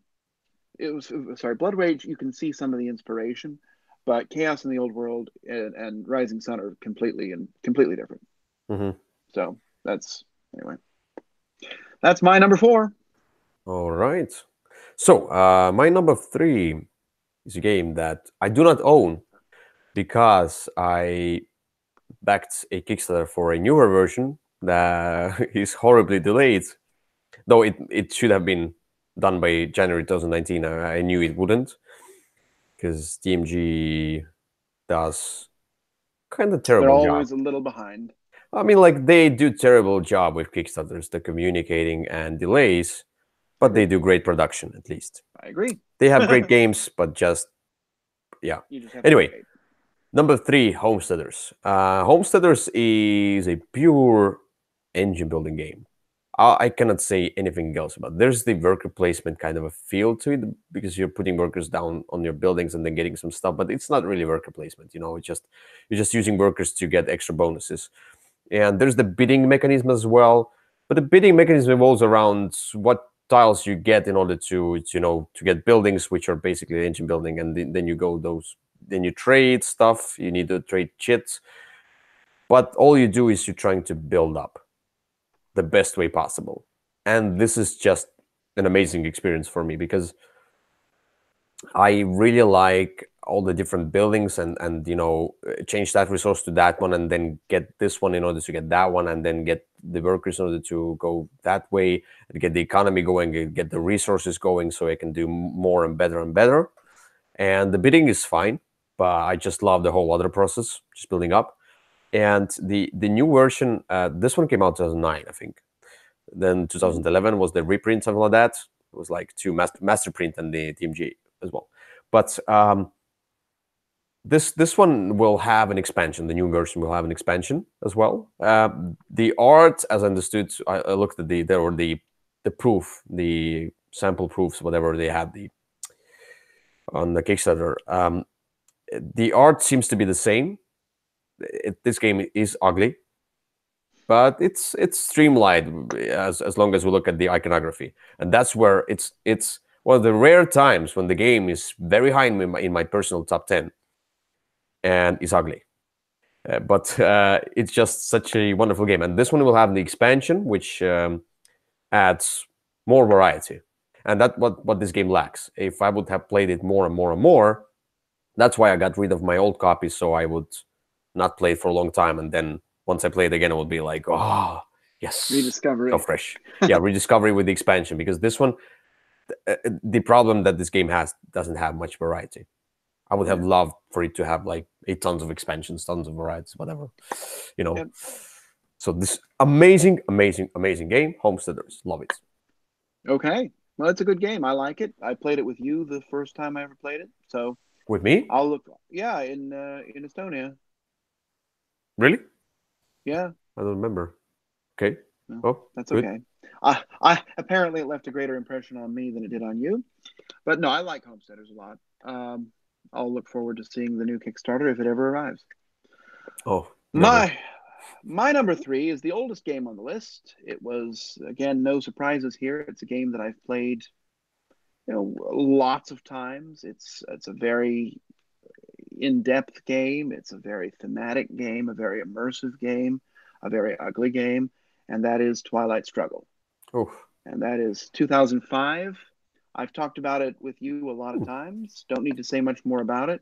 But Twilight Struggle is an old classic, and it's one that it gives me a thrill that very few other games can match. So that's all I need to say. Twilight Struggle. Yeah. So, do you know if I will ever play it or not? Well, you might someday, but Nah, someday I might I don't persuade you think to. But so. I know it's not high on your list. It is a great game, but it is very hard to get into, and it's a rough teach, and it's but it's very immersive and very thrilling if you're willing to put the time into it. But not everybody is. So Yeah. I don't think I will ever play it, but we'll see. So, this one now that I have is number 2. I will go to number 2. It's a game that's what that, comes after number 3. yes, I have the newer edition of this one listed, but to be honest, they are not different. Basically, I don't know if there are any rule changes from old edition to new edition. It just the new edition is deluxe edition, and you cannot get the older edition, or maybe you can through some thrift stores, whatever.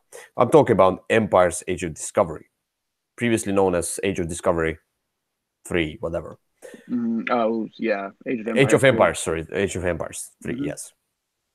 And this one is just because the Age of Empires was really hard to get, and the expansion as well, the Builders expansion. This one includes the Builders expansion. It has better quality of components.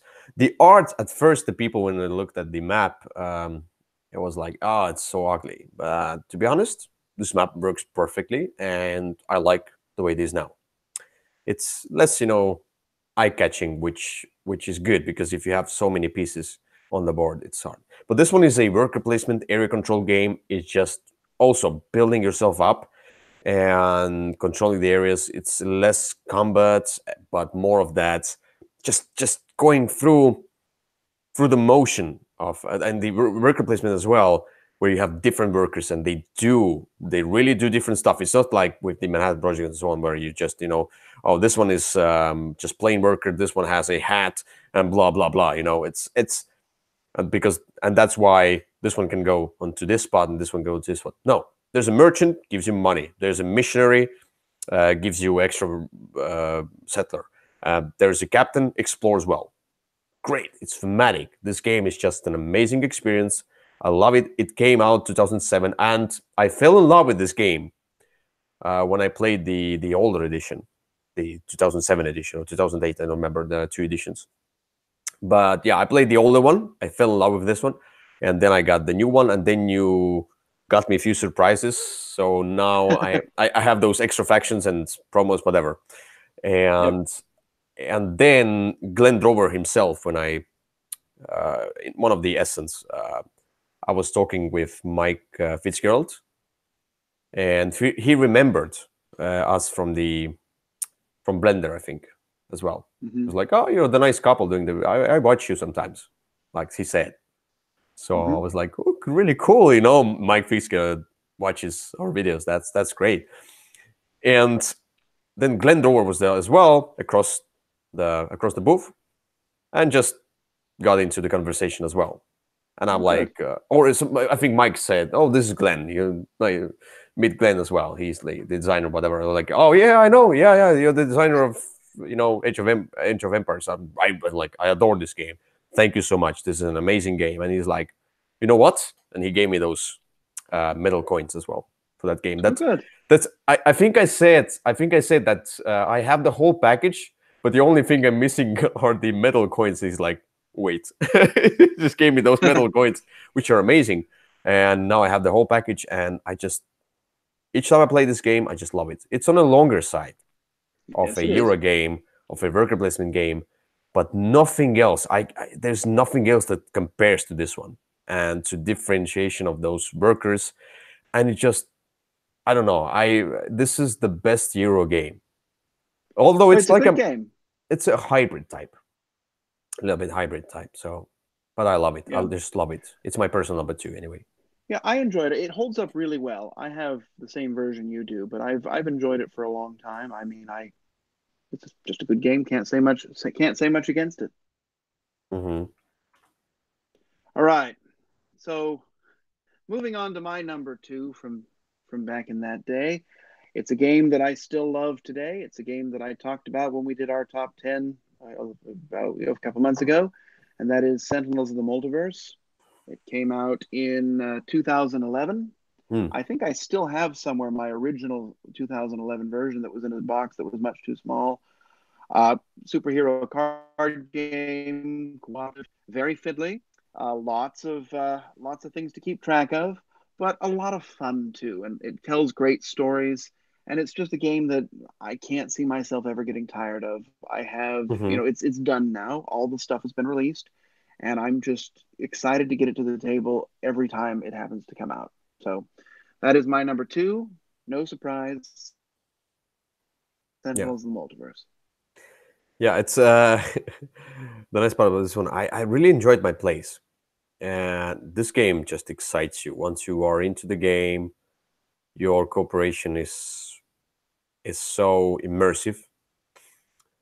But it had some issues, the tracking of different things. Yeah, it's definitely not for everyone. And like, I like this game. I really like this game. But in order to love this game, and like, I had to play it a ton. It's like I have to always play it. I have to always be in this one and enjoy the whole story and thing. If I would be in this one, 100%, then it would have probably been in my top of all time, somewhere top 20 or some top 10. And it at some point it was, but it just in order to enjoy it, really, really enjoy it, you have to play it a ton. I agree. So yeah, so I think both of our number ones are not a huge surprise. I would be really surprised if they were a surprise. No, but you probably know my number 1, and it's Cycle These, which is my personal number 1, which is an amazing hybrid game. There's not much to say about this one. I talked about this one a lot. I really like the monsters. I like the factions. I really like the economy in this game, and how you hire things, how you go. The end game condition is just building 2 archipelagos, metropolises. Yep. And it's just an amazing experience, and I love it with the hate this expansion, not all the modules, but I mean as a whole. And I don't like it with the Titans expansion. But maybe I might Well, like it more once I play it more. well, maybe. I don't know. I like the game. I'm not really surprised to see it. I think it was a 2009 release, Uh, correct? 11, no, 2009, I think, yes. And then the Yeah, 11 was the first expansion. yeah. And And also, so a small thing is that if there would ever be, like, I'm still waiting for the big box deluxe expansion, deluxe you know, version of the Cyclades. I would just be, wow. well, it's the 10th year, so who knows? Maybe you'll get an anniversary edition. We'll have to wait and see. Please. Uh, Speaking of 2009 games, and no surprise to anyone, my number one game from 5 or more years ago is Summoner Wars. So definitely my most played game ever. A game that I played it 3 or 4 times on the cruise. I play it every chance I get. I am a Summoner Wars missionary, I guess. I just always enjoy it. It doesn't. It even today, even after playing it thousands of times, it does not ever let me down. It always thrills me. I always get that same first game jitter that I got back when it was in 2009, and it Mm-hmm. was just 4 decks, and it was on a horrible paper mat. I mean, Yeah. it survived that, and I can't see myself ever not loving this game. Yeah. I'm not the biggest fan of Summoner Wars, but I like my experience. I mean, like, but this game as well. It has a ton of variety right now, so getting into this game is a little bit harder. But this is the same as with Sentinels Multiverse. You have to play it a ton. If you play it constantly, you enjoy it. If not, it would be it wouldn't be as exciting. You just need to play it and play it. You need to explore. Yeah, I mean, I play tested for it for a while, and I've taught it to hundreds of people. I mean, it's a game that I love, and it's a game that I've loved ever since my first play. It was love at first play for me, and it just even now with 40 different decks, you don't have to do the deck building. You can just pull them out of the box and play, and it's balanced, and it allows you to sort of develop what you're going to do and pick the way you want to win, and it's really your game. And I just can't get enough of Summoner Wars. Hmm. So yeah, so this is the 2014 and before. But by the way, 2014 itself, I think was a great year. Um, as I'm looking at that, there's the Abyss that came out. It's a good game. Alchemists came out as well. It's a Ancient good Terrible game. Things, The Ancient World. Both of these are fine, but not. I was like the Ancient Ancient Terrible World. Things isn't as Ancient World Ancient for me World's good. is, oh, my most hated game, or probably not most hated. I think it was second most hated game is Aquasphere that came out in 2014. Yeah, and then I'm just looking at the games that came out 2014. Artifacts Incorporated. So that's where like Ryan Lockett started already, like getting That into my radar. was a good year for him. There's a Beastie Bar. I love What that else do we game. have here? Um, Now these are a lot of games. 2013, Cash and Guns Second Edition came out. Yeah, I Oh, remember I got it at Gen Con. I got a Jenga. My first Yep. Essen was 2014, I think. My first Okay. ever convention, and yeah, it was Essen, so it was a lot of fun. Colt Express, by the way, I really like this game. I mean, Yeah, like that's a game I when haven't it played came in out. forever. Yeah, at first when I looked at this, I was like, oh, it's a toy, and but then I played. It was fun, Hmm. It is. Yeah. and Yeah, it oh, was a good Deus, year. Oh, Deus I came love out. Deus. Deus, I almost put on my list, but it's fallen a little just because nobody ever wants to play it with me. Yeah, I had some problems with this one that I talk about in the review of my that was one of the first reviews, by the way, was Mm-hmm. about Deus. And Diamonds was a really nice, straightforward trick taking game. Yep. There was also I don't remember Doodle City. What's that? I don't Oh, know who that cares? game. Draco Nope. Magi. You know the Eh. Dracomagy, the dragon game Yeah, where yeah, I know the game, and you reused some artwork from another, or it shared some artwork with another game. yeah, there's the Dungeons and Dragons Attack Wing. And I that have so much of that stuff. I enjoyed it. I mean, like I Yeah, it's a really good enjoyed my game, play on this one, but it's hard but to it's get to too the big. table. Yeah, it is. It takes up too much space. It's hard to transport, and there's a bit of a learning curve there. Yeah, there's the evolution and Eminent Domain Microcosm. It's a good one. And then what else do we have? We have Five Tribes. Something that missed my That's. list, but five I really really enjoy Five Tribes. It's something I I thought do. about that one too, but that's just a little bit farther down for me. I Although I dropped my still love rating it. of this one Mm-hmm. because I Makes have sense. Yamatai. So Yeah, uh, Flip City, by the way, a great deck building game in my opinion. I really like Flip City. It was something new, something different. it is definitely something different. Uh, then there was Gaia.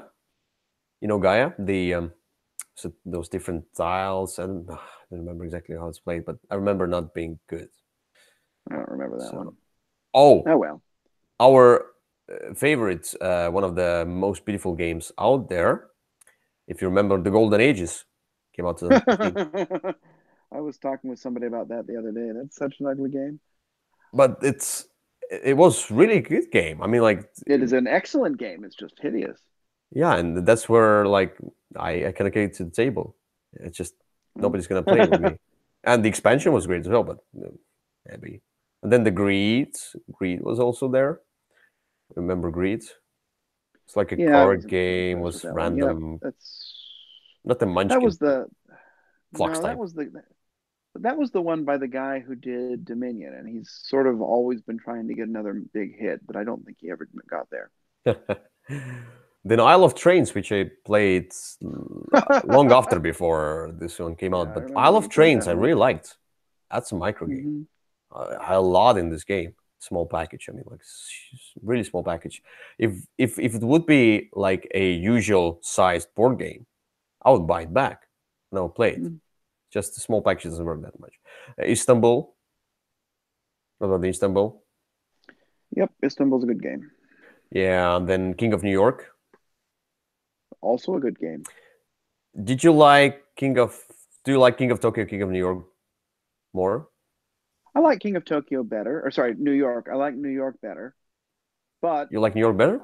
Hmm. yeah, I like New York better. But I like Tokyo quite a lot. I think my only issue now there's the expansion for New York as well, so you can play with the special abilities in New York. That was really what kept me going back to Tokyo. But I like both of them. They're not that different actually. Yeah. And then there's the Lagoon, Land of Druids. Do you remember that Oh, one? that's an awful game.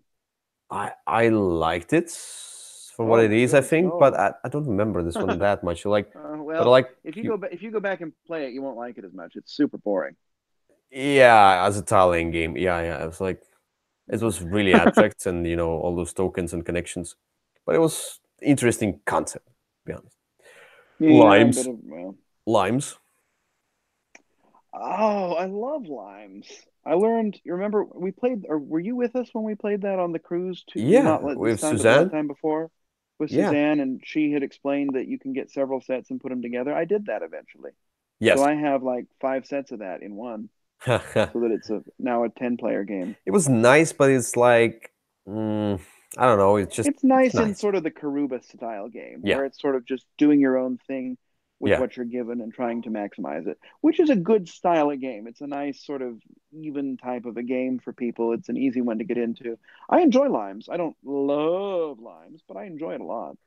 Oh, there's also the Lord of the Ice Garden. Eh, Oh, you gave me your copy of that one. Yeah, I mean, I I like this game. It was really really cool I game. still It's haven't. you haven't.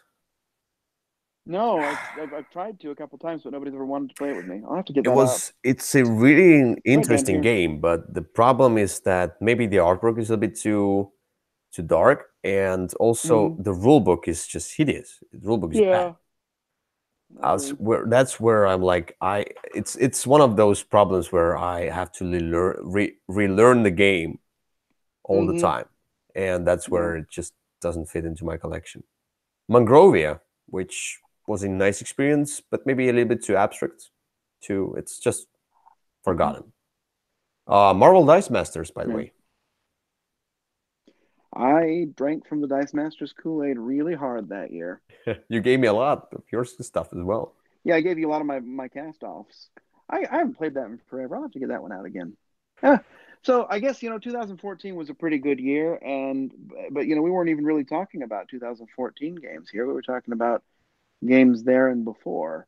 And Yeah. so I mean, I guess we talk a lot about new games, but there's a lot of really good old standards that hold up pretty well. Yeah, I'm just going through the list. Let me see. I'm going to go really fast. Murano. Good Do you game. remember? Yeah, Why, yeah. did, why did you like it? Why did I like it? Because it's fast and easy, and it's enjoyable to sort of get all those different goals Yeah, I don't know. I just and didn't like the try dumbbell and lock thing. them in. Yeah. But you don't like that artist, so No, I was fine with the art. I was fine with this game, but with the art. But I kind of feel like I was blocked all the time, kind of like that. I well, couldn't yeah, build myself up. you can get that. A ton, yeah. So One Night Ultimate Werewolf. That's a fine game, It's lots of okay. fun. Onitama, by the way, came out Yep. 2014, which is a great game. Orleans, I had the initial copy, the DLP Games copy.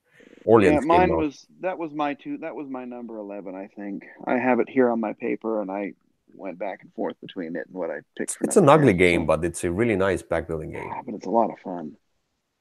Panamax, by the way, which I just Which you hate. I don't hate it. I can say that I don't want to play it again, but it was great concept, but it's just not for me. I mean, like I don't want to play it.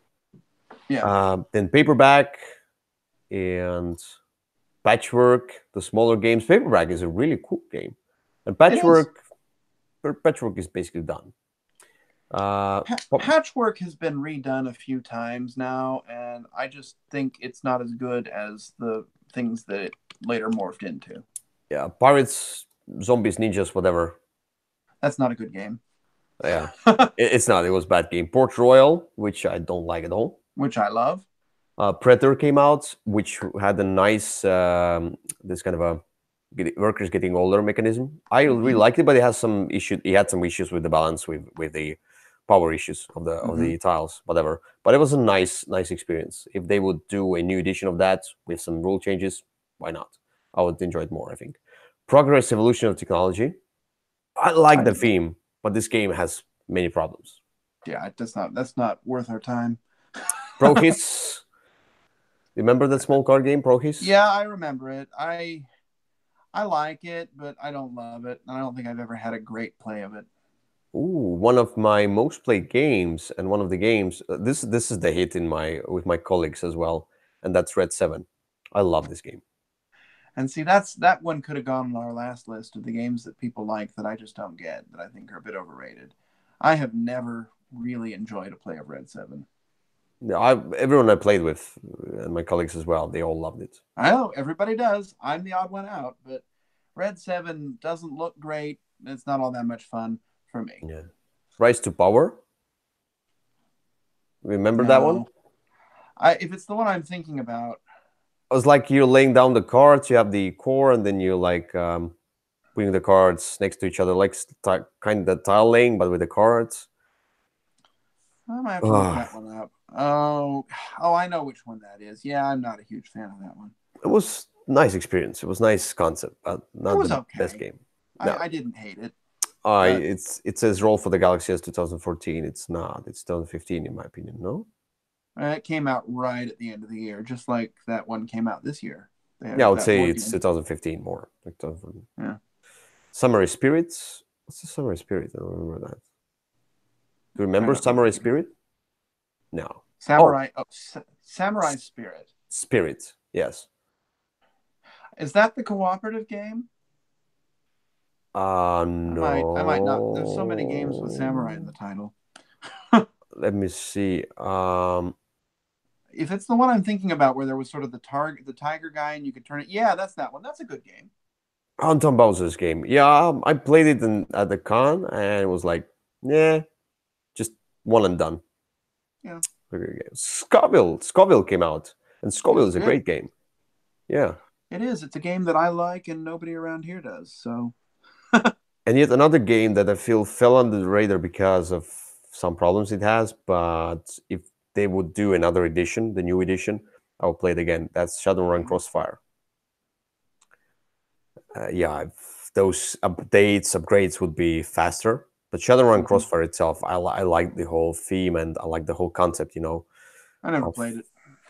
Oh, it's a really nice game, but just problems. Sheriff of Nottingham, by the way. Yep, that was a good one.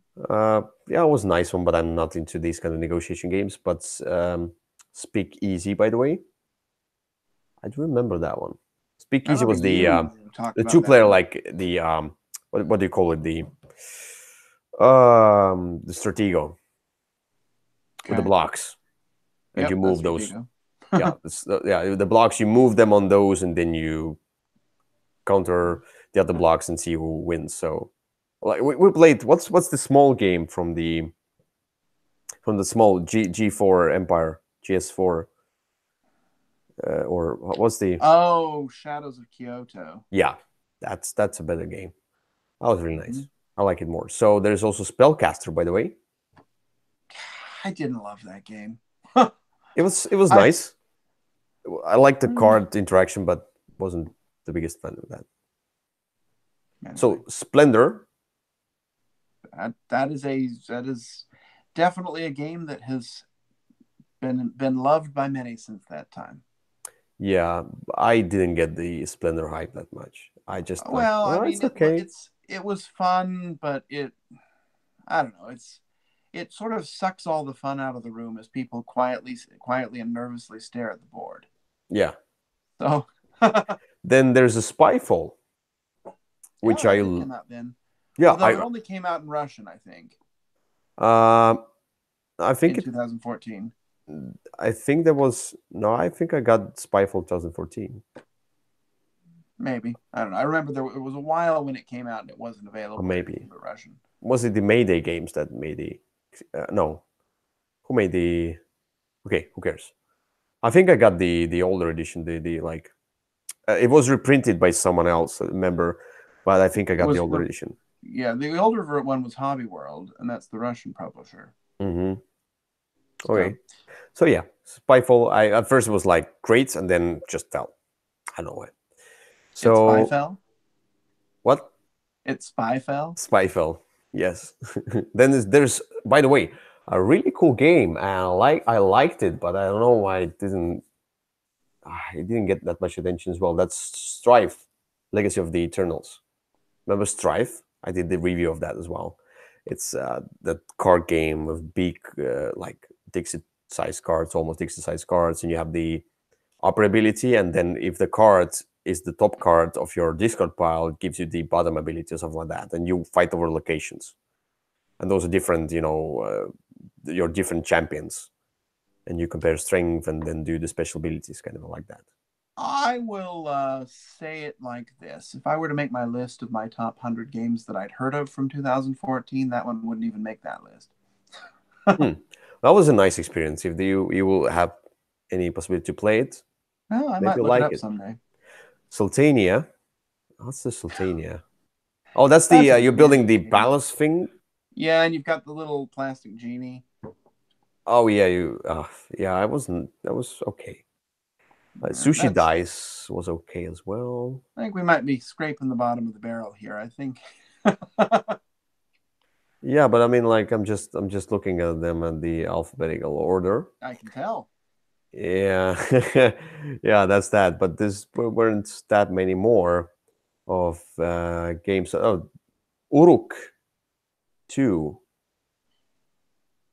You know that one? The civilization game, card game. It was very straightforward, easy. It's just problems with replayability and just yeah, some problems. But it was nice concept, nice experience, at least, because I like civilization building games. So Valley of the Kings, by the way, one of my favorites deck building games. Valley of the Kings is amazing. So you know nothing about this one? I do know about it. I have all 3 versions. Oh. There's also Versailles. Remember Versailles? It was from NSK Games the same year that Predator came out. Yeah, that one didn't do anything for me. Rondel mechanic, but it was a nice experience, to be honest. But it just wasn't something I was enamored with. Viceroy, by the way, which did a big splash, Viceroy's and a then, good game. but then it was like one and done and gone. Yeah, it was a huge hit, and then it went away. It was like a one-hit wonder. Although the expansion's coming out now. Yeah, I saw that from the Mayday Games. So. The Viva Java, the coffee game, the dice game. It's a good game. I like that one. It was okay. If you like roll and write games, it's a good one for you. I like roll and write games, but yeah. And then, of course, 2 games that I hate. One of them is the Yardmaster. And the other one, which I hate. So the Yardmaster has a rating of 1. The Yardmaster Express has a rating of 2. I hate it a little bit less. Oh. That's because it was Express. It was really fast. They're almost the same game. Yeah, but that one was really fast, so it was less, problems with that one. But still, 2 games I hate. Yardmaster. Okay. I just didn't get it. It just was so Yeah, boring, not so the best bad. game. Yeah. So these are the games I have played from 2014. So. Okay. Well. Yeah. So we've done it long enough. It was a good year that was. Yeah, it was. Yeah, really. To be honest, many hits, many great games. Still some games that are, if some of them are forgotten, but if you would play them again, you would still feel like they are great games. Like nothing has really replaced Merchants and Marauders, except maybe Western Legends. It's a different theme. That was because Western Legends was based on Merchants and Marauders. I talked to the company designer as well, so I was kind of like inspired by Merchants and Marauders. Did something replace Robinson Crusoe? First Martians didn't really, because No, First Martians didn't. Robinson Crusoe is still the stronger game of the 2. What about Dead of Winter? If we Gen 7 might be the one. I don't know. I haven't played it yet, so. Mice and Mystics was replaced. Archipelago will be replaced by Living Planet, probably. Eventually, if it ever comes It's like out. a spiritual successor. It will. Eventually. In 2022? Something like that, yes. Yeah, anyway. So this is it for this episode. Sorry for prolonging it with some extra games I looked at, but I mean, why not? Just a brief overlook in 2014. Anyway, brief look at 2014. Anyway, yeah. Thank you for watching, and yeah, thanks Kyle for tuning in as well with me. We're gonna have what's the other 2? There's the for 29th, and I know it's 28 and 29. Yeah, it's 2 days back to back. It's next week. Yeah, it's the for American audience, but for it's 12 a.m. for European or something like that, near that. So we'll do the top 10 of 2018 and then top 10 most anticipated of 2019. And talk about more games. So that'll be fun. And yeah, thank you for watching. Don't forget to subscribe to the channel and Twitter, Instagram, Facebook. Look at all these different channels. Everything is in the description below. I had posted 3 new reviews. I'll post more reviews as we go. More reviews are coming next week. Good.